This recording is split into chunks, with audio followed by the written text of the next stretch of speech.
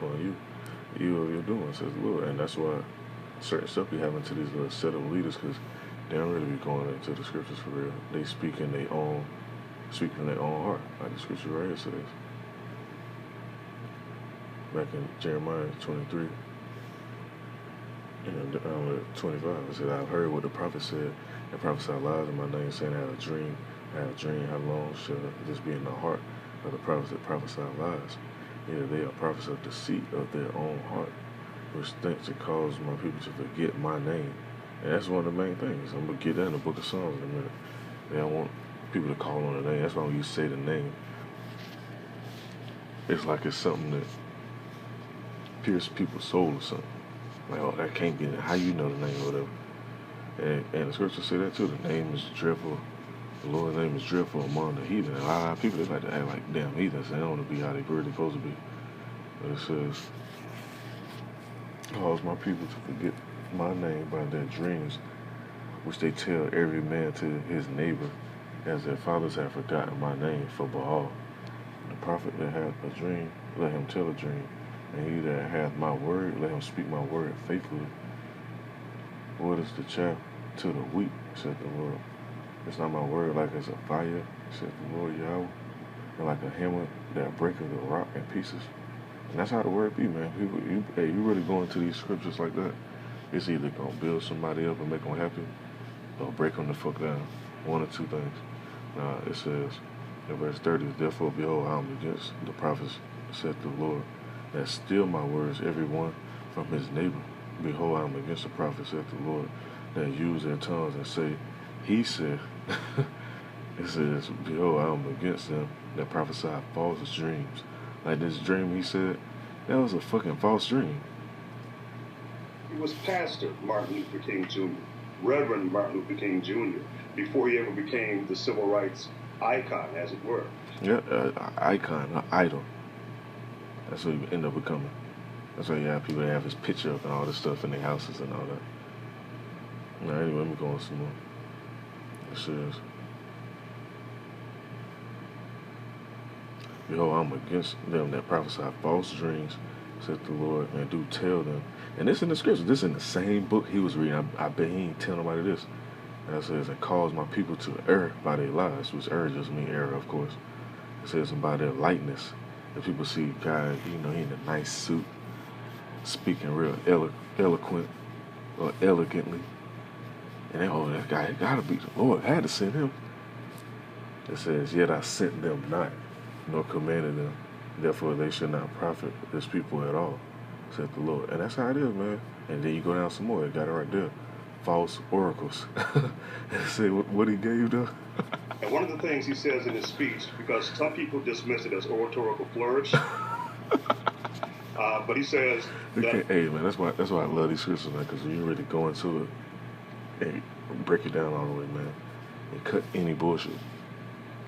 Can't compare this book with no other book. That's why it's the #1 book in the world. But that don't mean everybody understand it, though.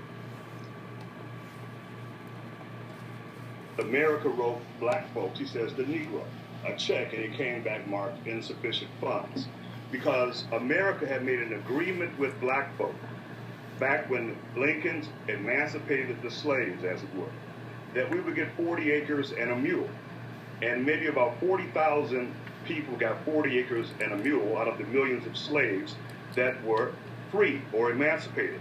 And then when the Civil Rights Act of 1875, not 1964, but when the Civil Rights Act of 1875 failed, then Jim Crow kicked in. As my mentor would say, segregation and discrimination is slavery bleeding. So then you drop back to 1862, before the slaves were emancipated, and white males were given free land to move out west. And so then the question becomes, how are slaves supposed to progress? How are black Americans supposed to progress from a hole that was intentionally built for them to be in and to go forward, and then to compete with individuals that have been given free property, that has a generational impact? So how does that happen? So first of all, there was already an agreement that existed between black Americans and America. And King spoke to this in his 63 speech. which is often overlooked at times. So before we even get to reparations, we have to talk about the agreement, the promissory note that has been dismissed. It's still there. There was never any laws that said we don't have to honor what we did anymore. And secondly, Manila, I've been to Africa, I've been to Ghana, I've been to the slave castles of Elmina. I've been to those slave castles where... And what do the scriptures say about those who dig a pit, set up a trap for somebody? When we go into the book of Psalms, I was going to get into this in the book of Psalms. Book of Psalms, chapter 7, verse 15, it says, he made a pit and digged it, and it's fallen into the ditch which he made. Because, hey, the little set up shit that these Edomites done laid out for everybody else, they going to fall into the same damn pit. And one of them little pits that they created was them making them damn nukes and selling them to other people. That's what they fucked up at. Let me go into some more precepts real quick. Let's see. It's in the book of Proverbs, chapter 5, verse 22. I won't get this just yet, but I'm going to go ahead and get it. It says, the iniquities of a wicked man entrap him, the cords of his own sin entangle him. That's why you see Edomites being tangled up. They got to cover up shit. You go look at the news, you see some little stuff that happened across seas, and then they play like they don't know what the hell happened. Hey, that's why. It says, the iniquities of a wicked man entrap him. And that's one of the words they use in the court system, entrapment. It says, the cords of his own sin entangle him. It's another one. It's in the book of Psalms, chapter 141, verse 10. It says, let the wicked fall into their own nets while I pass by in safety. And that's how the elect gonna be. When all this stuff pop off, when they really start clamping down, locking stuff down, the elect gonna pass by safe. Certain stuff not gonna befall certain men. But the wicked, they gonna fall into their own nets. Esau gonna set this stuff up, they gonna fall into their own nets. They gonna have tension with people that's gonna uprise against them. The list goes on. Now, there's some more I want to get to. The book of Psalms, hold on.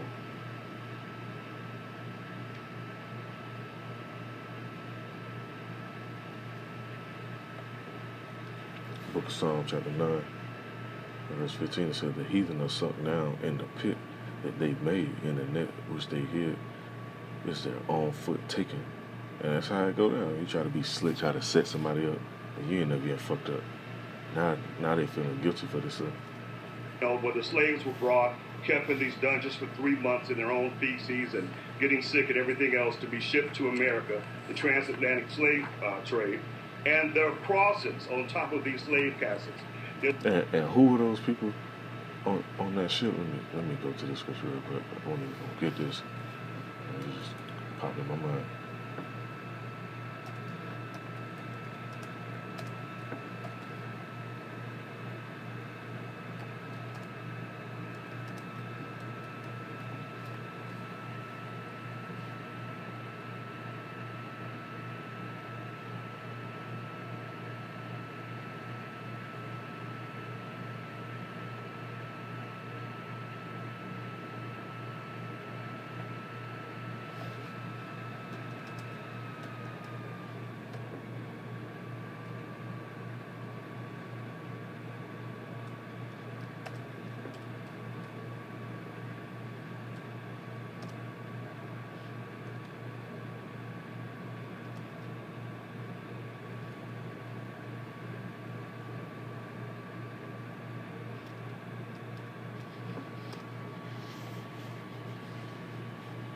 It's the book of Deuteronomy, chapter 28, verse 68, it says, and the Lord shall bring thee into Egypt again with ships. Now, it ain't talking about the actual Egypt over there. This is a parable. It says, by the way whereof I spake unto thee, thou shalt see it no more again. And they shall be sold unto your enemies for bondmen and bondwomen, and no man shall buy you. Now, who this talking about? Hey, when this guy said right here, let me run it back. There was never any laws that said we don't have to honor what we did anymore. And secondly, Manila, I've been to Africa, I've been to Ghana, I've been to the slave castles of Elmina. I've been to those slave castles where... Hey, and I've seen them big-ass mansions and them plantations that the devils have, especially down south where you travel to some of them islands and shit. And it just make you look like, damn, That's what our people was building up. Where you see them cotton fields, them big ass fields, and you just visualize how your ancestors have to go out there in them fields all day till the sun go down and pick that damn whole field. You know, where the slaves were brought, kept in these dungeons for 3 months in their own feces and getting sick and everything else to be shipped to America, the transatlantic slave trade. And there are crosses on top of these slave castles. There's a cross for the Dutch Reformed Church. There's a cross for the Catholic Church. They had these castles. They were very involved, you know, in this transatlantic slave trade. One of the great songs of the church is Amazing Grace, was written by a slave trader named John Newton. You know, after he, I suppose as history gives the account, was saved from being a slave trader. And so, and the third part of this... And he was delivered. I can give you this. The very existence of the black church, of black denominations, the very existence speaks to something. We did not separate or segregate our religious worship. We were told that we could not worship with white people, right. So we had to form our own African Methodist, Episcopal, and Baptist. But see, the Most High wanted that anyway. Like, listen, let me go into the scripture real quick.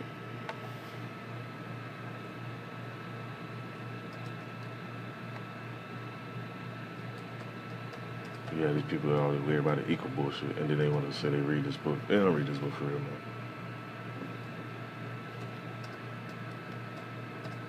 That's why people always feuding and fighting and shit all the time, because everybody ain't gonna be around each other like that. People should have their own little area, so to speak. So book of Deuteronomy, chapter 26. And I'm gonna start at, let's see, I'm gonna start at verse 18 and read on down. Now, that's something that the Most High commanded. This ain't just some, this is what he was given to Moses, Masha. Nah. This is verse 16, it says, "Today the Lord thy power have commanded thee to do these statutes and judgments. Though it says, thou shalt, so I can try to get it out. It says, thou shalt therefore keep and do them with all thine heart and with all thy soul. Thou hast avouched the Lord this day to be thy power and walk in his ways and keep his statutes and his commandments and his judgments and to hearken unto his voice. And the Lord Yahweh have avouched thee this day to be his peculiar people. He hath promised thee, and thou shouldest keep all his commandments, and to make thee high above all nations." Hold up. I thought we supposed to be, everybody supposed to be as one. And supposed to be chilling together and shit. It says, "And to make thee high above all nations, which he hath made, and praise, and in name, and in honor, that thou mayest be a holy people, and to the Lord thy power, as he has spoken." Now, I got mentioned before, the word holy just goes into the word separate. When you're being holy, because you have people take that holy thing, oh, you're trying to be holy. You damn right. You can't be around everybody, because certain stuff people do. You're not into that. That's why a lot of people, they start worshiping idols, going into different arts, dark arts and magic and sorcery, all type of other little stuff, because they was mingling with these other people. If they just stayed where they were supposed to be at, then certain stuff will not happen. And that's all in Deuteronomy and Leviticus. You know, I ain't gonna jump through the whole thing. You get the point. As opposed to Southern Baptists and all these things, because of discrimination and segregation. Right. So then when we say, did these churches profit? Did these denominations profit? Yes, because in the slaveocracy, the slave renders labor without pay, and we built these churches. Now, Rev, how do you see this effort shaking out in those surrounding communities of that handful of various churches in various states that are starting to do this? How do you see this shaping the communities around those churches? I mean, what does a church-based reparation effort look like to you? Well, one thing that has to be avoided for those that want to do something about this is getting caught up in arguing victim hierarchies. We suffered too. Our folks suffered too. We're not saying anybody else did not. And you know who's gonna do that? Let's get into that. Let's get right into that.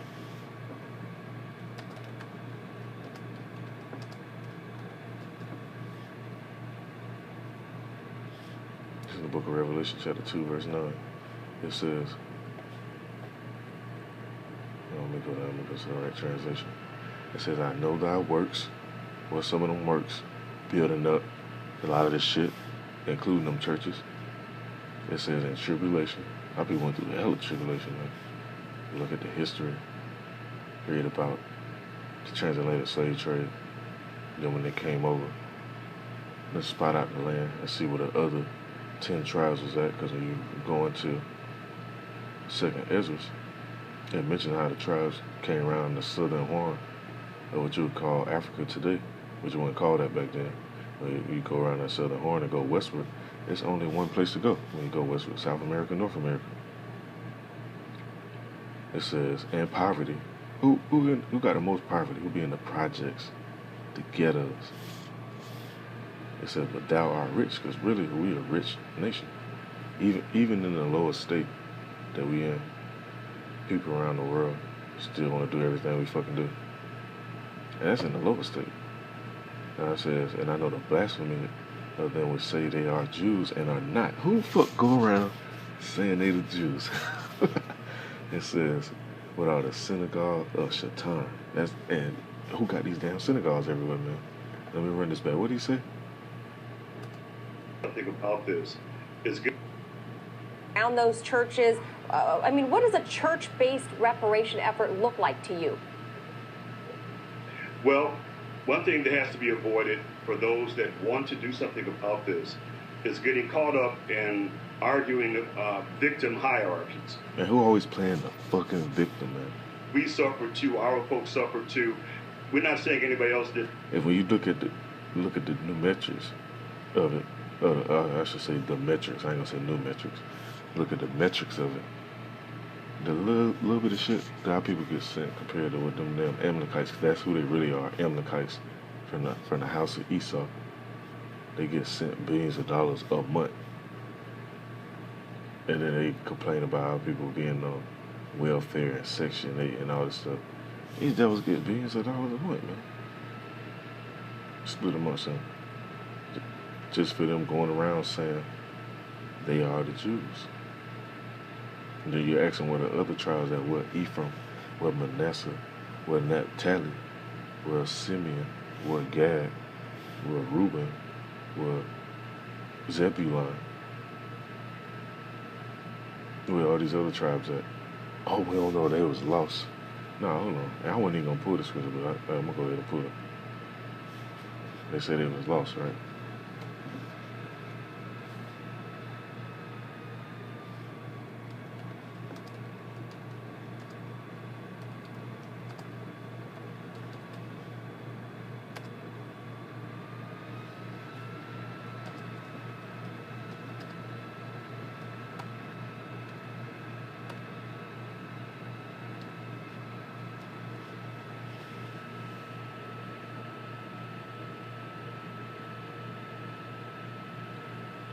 Book of Second Ezra, chapter 13. I'm gonna read on down. Let me pull up in the bigger version.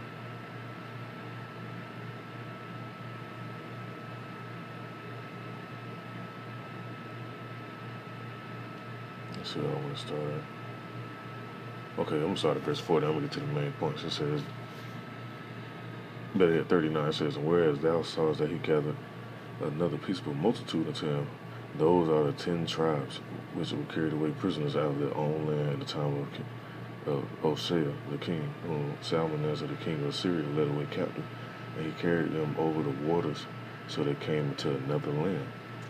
But they took his counsel among themselves that they would lead a multitude of the heathen, because our people, they was in slavery, going by their laws and stuff, and they wanted to go worship the Most High how they were supposed to.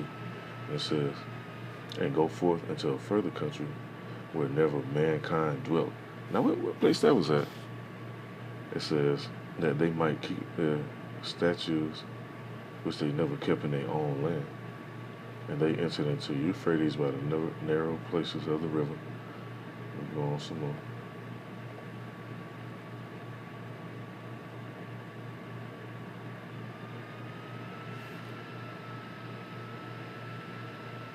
For the Most High then shewed them signs for them, and held still the flood till they were passed over.